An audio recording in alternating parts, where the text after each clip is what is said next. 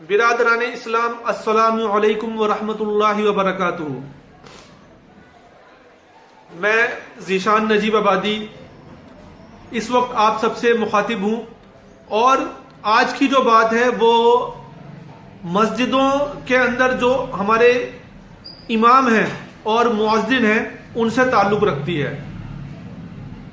दोस्तों, हम मस्जिदों के अंदर बहुत ही अच्छा खासा अपना ताउन करते हैं, इमदाद करते हैं, जिससे मस्जिद के सभी खर्च पूरे होते हैं। और इन खर्च में एक खर्च ये भी है कि इसी खर्च में से इमाम और मुअज्जिन की तनख्वाह भी दी जाती है। दोस्तों, बहुत ही शर्म और अफसोस के साथ मुझे ये बात कहनी पड़ रही है कि जो हमारे इमाम हैं और मुअज्जिन हैं उन्हें उनका सही हक नहीं मिल रहा है।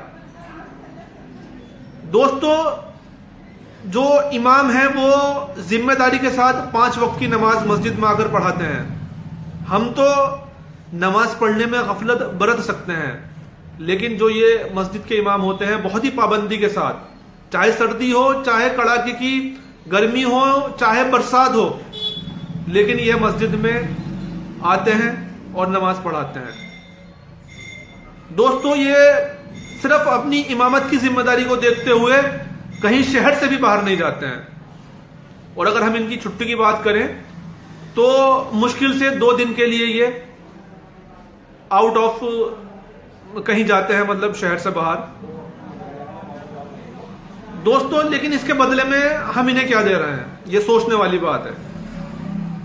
जो ये मस्जिद के मुअज्जिन होते हैं ये सुबह फजर की नमाज से लेकर और रात ईशा तक और ईशा से लेकर सुबह फजर तक मस्जिद के अंदर रहते हैं, मस्जिद की साफ सफाई करते हैं, मस्जिद की देखभाल करते हैं। यहां तक कि जो मस्जिद की बैतुल खला होती है उसकी भी जिम्मेदारी एक मुअज्जिन के ऊपर ही होती है। आप जरा सोचिए कि जो एक मजदूर होता है वो भी सिर्फ 9 घंटा जॉब करता है और उसे जॉब करने के बाद 400 रुपए से ज्यादा उसकी दिहाड़ी मिलती है। लेकिन जो हमारे मस्जिद के इमाम और मुअज्जिन हैं इन्हें एक मजदूर की आधी भी रकम नहीं मिल रही है। 8,000 रुपए से ज्यादा या 8,000 रुपए सिर्फ इक्का दुक्का इमामों की ही सैलरी होगी अगर आप चारों तरफ अपने सर्वे करें तो। नहीं तो बहुत सारी मस्जिदों के इमाम ऐसे हैं जिन्हें 8,000 रुपए से कम ही तनख्वाह मिल रही है और जो मुअज्जिन है उनकी सिर्फ 6,000 रुपए या 5,000 रुपए होगी। यानी जो 8,000 रुपए हैं अगर उन्हें आप 30 से भाग करें तो 266 रुपए प्रतिदिन, यानी एक मजदूर की जो प्रतिदिन की कमाई है 400 रुपए, उससे भी बहुत ज्यादा कम एक इमाम कमा रहे हैं।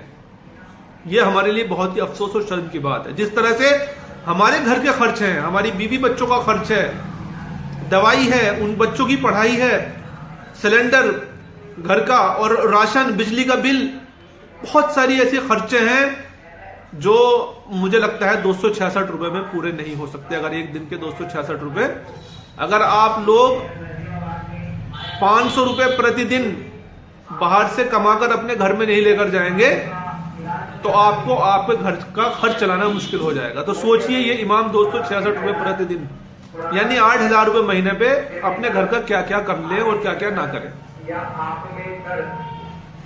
दोस्तों, बहुत जरूरी है कि हमें अब इनके लिए आवाज उठानी होगी, क्योंकि जो ये इमाम है और ये मुअज्जिन बेचारे शर्म के मारे इस बारे में बात नहीं करते हैं।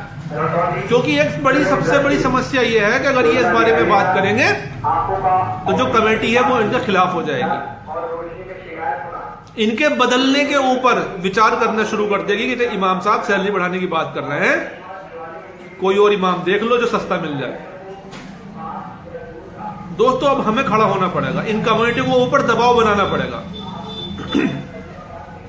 मैं भी अपने मोहल्ले की 2 मस्जिदों की जिम्मेदारी ले रहा हूं, एक मस्जिद कत्थोवाली की और एक मस्जिद सैयदों वालों की। इन दोनों ही कमेटी के ऊपर मैं दबाव बनाऊंगा और इन इमामों की जो सैलरी है और मुअज्जिन की सैलरी है वो बढ़वा कर ही दम लूंगा।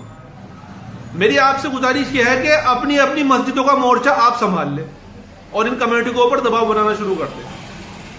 और अगर ये कमेटियां ये कहें कि इनके ऊपर इतना चंदा नहीं है, इनके पास इतनी आमद नहीं हो रही है, तो इनसे कहिए कि ये महीने का हिसाब देना शुरू करें मस्जिदों का, कितना चंदा आ रहा है, कितना खर्च हो रहा है। दूध का दूध पानी का पानी हो जाएगा। मेरी मस्जिद कत्थों वाली है, कत्थों वाली मस्जिद में सब खर्च निकालने के बाद, यानी मुअज्जिन का और इमाम का भी जो सैलरी निकाल दी है, उसके बाद भी अब 20,000 रुपए इनके हाथ में है, जो सारे खर्च पूरे कर दिए मस्जिद के। अब आप बताइए, अगर 20,000 रुपए बच रहे हैं तो क्या 5,000 रुपए बढ़ाकर इमाम को नहीं दे सकते? उसी में से मुअज्जिन को नहीं दे सकते? दे सकते हैं, इनके लिए कोई मुश्किल नहीं है। लेकिन ये जो है हठ धर्मी का शिकार होते हैं, मनमानी का शिकार होते हैं। ये इनकी नजरों में इमामों की कोई कदर नहीं है। आप किसी भी कमेटी से एक बार जिक्र करके देख लीजिए कि यार इमाम साहब की तनख्वाह 1,000 रुपए बढ़ा दो, फिर देखिए कैसे आगे बोला होता है इस बात पे, ओ हम क्यों बढ़ाएं इमाम की सैलरी, बस सही है, बस सही चल रही है बात। इस तरह की बातें करनी शुरू कर देंगे।